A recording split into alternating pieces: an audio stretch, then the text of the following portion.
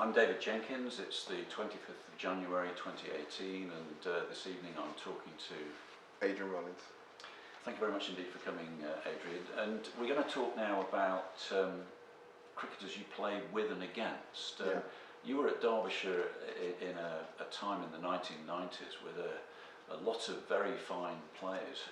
Yeah. Who would you say were the best batsmen you played with? Best batsman? Well, there's quite a few. Adrian in '94, particularly when it was a spinning wicket, because of the nature of our team, people didn't want to necessarily prepare quick wickets. So I remember playing at Chesterfield in '94 when the second innings it was spun square because David Graven was ripping it square, and that was just everyone struggled apart from Adrian. He got 200 in probably about 2 and a bit sessions, 205 if I remember rightly. I batted him, we put about 140, I got about 20. And he literally hit them everywhere to the point where every single person was on the boundary, including the wicketkeeper, Chris Scott, because he literally hit them everywhere. And that was phenomenal player of spin. In terms of fast bowling, Darryl Cullen, I just remember specifically playing Warwickshire at 95 in Edgbaston, and Alan Donald bowled extremely quick, and he got about 120 odd in the first innings, and that was probably one of the best hundreds I've ever seen. It was class, and obviously there was a bit of South African pride and a bit of a duel going on, but that was probably one of the best hundreds I've seen in terms of playing fast bowling. Later on, Michael Slater was a phenomenal player, but he actually didn't do that well for us because our pitches are a bit seam and a bit bowler friendly, and being from Sydney and playing on flat wickets, and he came here, it was very difficult for him, and he struggled to come to terms with it, but a great player. But then obviously when I went on to Northants, Matthew Hayden and Mike Hussey were phenomenal players. And in terms of Derby players, non-overseas players, I learnt a lot from a lot of people, and I had some really great partnerships. Me and Chris Adams put on 298 against Hampshire in '96, and that was great. And Kim and I put on 316 against Leicestershire in '97. I think that's still a record against Leicestershire, and that was an unbroken one.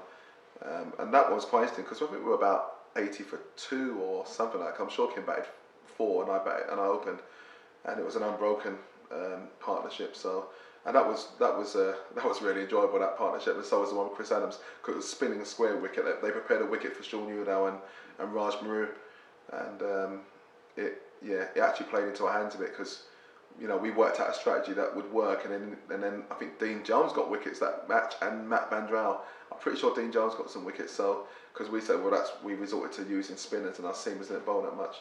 So had some really good experiences. But in terms of I played against, the overseas were great. And then in terms of domestically, John Morris, Chris Adams, Pete Bowler, Kim, all these guys. I mean, Pete Bowler was unlucky not to play international cricket, in my opinion, but all the others did, of those guys, and they were all, they all had their own methodology, but they were all very effective cricketers. So you started talking there about some of the bowlers that you faced. Yes. So, I mean, who were the fastest bowlers? Who were the most difficult to face? The most difficult, I would say there's 3 bowlers in the time that I faced who were the most difficult. Wasim Akram, Malcolm Marshall, and Curtly Ambrose. Curtly Ambrose, because he could get the ball to bounce with a length. Almost impossible to drive. And Malcolm Marshall, I think, was just a master tactician. He watched you, he knew your game within a couple of overs, and he worked out a way to get you out. And Wasim Akram, just the king of swing. I remember playing a game. I won a game at Lancashire in '98, and he bowled 6 balls, and there were 6 different balls, and I didn't lay a bat on any of them.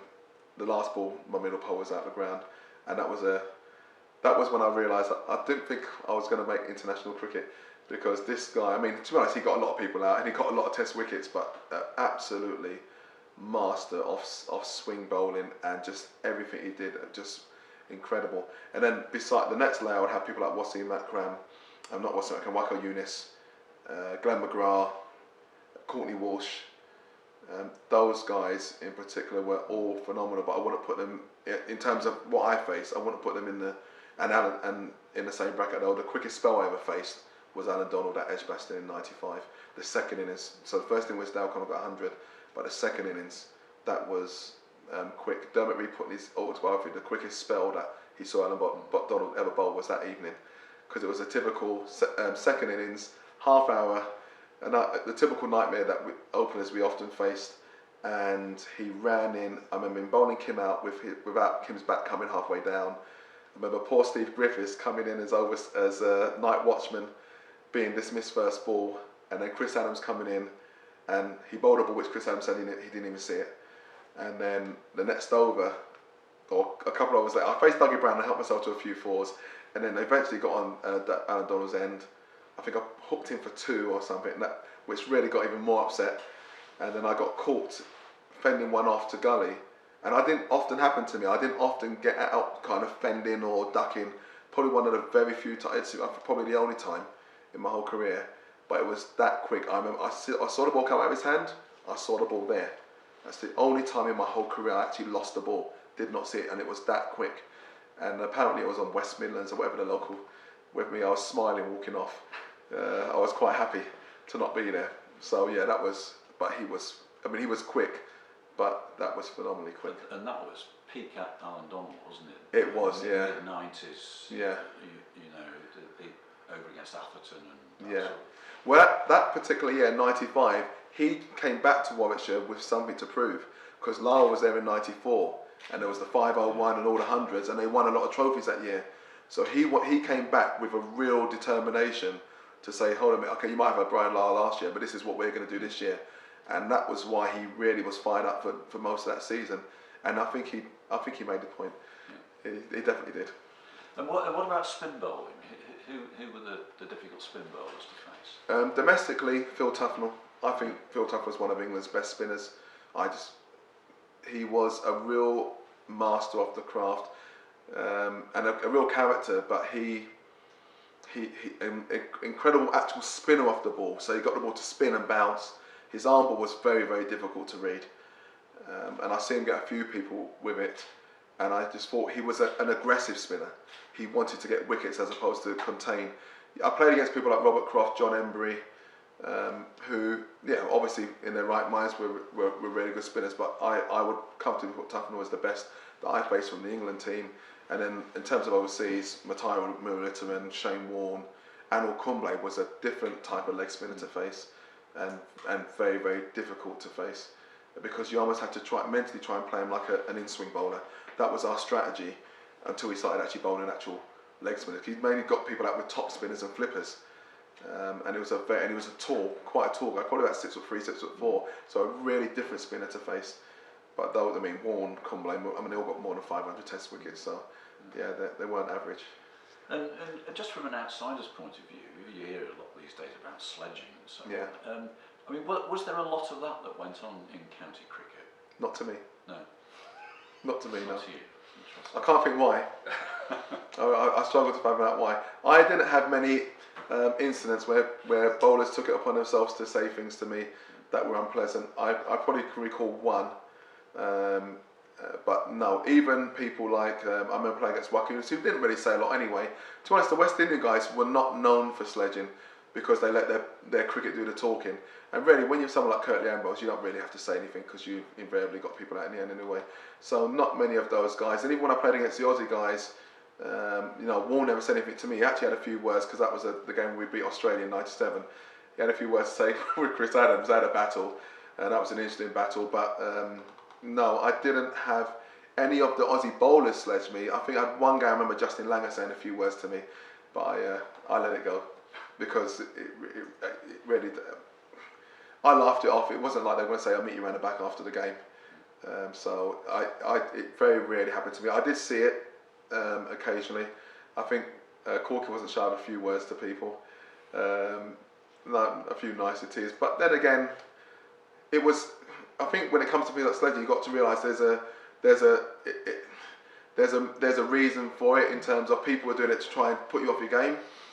So I remember when I was 12th man early on in my career, when we played Glamorgan and Viv came out, and you had to do the opposite with Viv. You didn't say anything because you didn't want to wake him up. Because, if you're sledging Viv Richards, he was always, you didn't want to, I remember Alan Warner saying to Corky, don't wake the big man up. Because Corky could get a bit excitable, and he didn't. And so Corky, actually, I remember this game particularly. Corky was bowling really well, away swingers, beating the bat. Viv was doing the Viv walking away. And then Alan Warner said to Corky at mid on, the big man's asleep, the big man's asleep, big man's asleep, give him a bouncer. And Corky bounced him, and it went flat into the seats, and that woke him up. Yeah, he got about 90 something in about the next 60 balls. He didn't get 100. I think Chris Adams got him out. I don't think it was second innings, but yeah. So there's certain guys that you just wouldn't want to sledge anyway because it just woke them up. And you played at a time when you would have played on a lot of different county grounds. Yeah. Many of them not used anymore. Yeah. I mean, what are your memories of favourite grounds and perhaps different grounds that you played on? I loved playing at certain grounds. Lords, for its history, because I never dreamt of playing at Lords, and not just in the final, just the county championship matches. And one of my proudest moments was actually get 100. It was for Northants at Lords. I actually nearly got a double. I got 100 first innings and 96 second innings. But I didn't really think about it at the time, and then now I can think, oh, that would have been nice. But some of the smaller grounds, I love playing at Taunton. I thought it was a beautiful ground. I love playing at some of the out grounds. Cheltenham, I like playing there. But my favourite ground is actually Chesterfield. But that's because I think I got a lot of runs there. I probably got about 2,000 runs there. I'm exaggerating, but I got a lot of runs at Chesterfield. I got a double 100. I think I got 300s, 200s and a double 100, and I think I probably averaged about 60 in first class at Chesterfield. But I like Chesterfield because I actually thought Chesterfield was a nicer ground than Derby. I thought it was more picturesque. I thought it was more enclosed. I liked the atmosphere and the buzz of Chesterfield, and yeah, so that was one of my favourite grounds, Chesterfield, because I have good memories there as well. But I'd love to play at Chesterfield. And what about some of the other out grounds in other counties that perhaps are no longer with us anymore? Do any of those bring any memories? Horsham, Sussex. Yeah. That was a nice little ground. When we played against Essex, we played Essex once at Southend. That wasn't a particularly pleasant ground, but Colchester I liked. That was really nice. Didn't play Northants any out grounds, nor Leicester. I know they had Oakham in place, but we never played Leicester anywhere else but that. I never played Notts anywhere but at Trent Bridge. Trying to think, Durham. We played Durham at Durham University before Chester Street came about, and that I liked that ground. Lancashire, played at Blackpool. Yeah. That was interesting because it was kind of a bit of a bowl really at Blackpool. I enjoyed playing at Blackpool because it was, we played that game in '94, we won, and it was probably the best 4 or 5 days of my whole career because we actually enjoyed our time. I think because it was Blackpool, we had a really good time as a team together. We had really good time off the pitch, and we had a good time on the pitch. It was a great game. It was a great game as well because we made them follow on, and they got a huge score, and then we needed about 180 odd or something, and we got there in the end about 6 or 7 down. So some of the outgrounds are great experiences. And again, Blackpool I actually enjoyed, and I played at Liverpool a second team game once, which was a beautiful ground, and I actually loved that more than Old Trafford. I found Old Trafford a bit open and a bit. It's the kind of place I guess if you're playing Test Cricket International, that was great. Like Surrey, I didn't like the oval, far too big, and whereas I like playing at a place like Guildford. Guildford's a nice ground. But yeah, so the outgrounds, I'm very fond of the outgrounds. Worcester, Kidderminster, where I made my debut. I like Kidderminster more than New Road, so there's a lot of great outgrounds, and I think they're really good to have the outgrounds because it gives people from the entire county opportunity to see the club. Because sometimes, like if you think Derby, if you're at Chesterfield or somewhere north, are you going to make that trek to Derby as often as you'd like? Whereas Chesterfield was a good opportunity, and we often, invariably, a lot of time played Yorkshire there. So us Yorkshire Derbyshire matches often had really good crowds because of the Chesterfield going into Sheffield and vice versa, and we often played Sheffield at Abbeydale Park for that reason. And Abbeydale Park was beautiful. One of my most bizarre experiences at Abbeydale Park when watching Dean Jones. I think it was back with Johnny Owen at the time, and a deer came and ran across and slid across the whole square, and you're not going to get that at Headingley. So that's the thing about outgrounds, you have those experiences. And going back for a moment to Lords, you say you got runs there in the county championship, and then played also in a one-day final there. Yeah.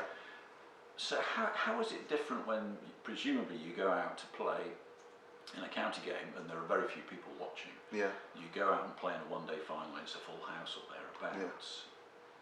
Yeah. How does that come across as a first-class cricketer?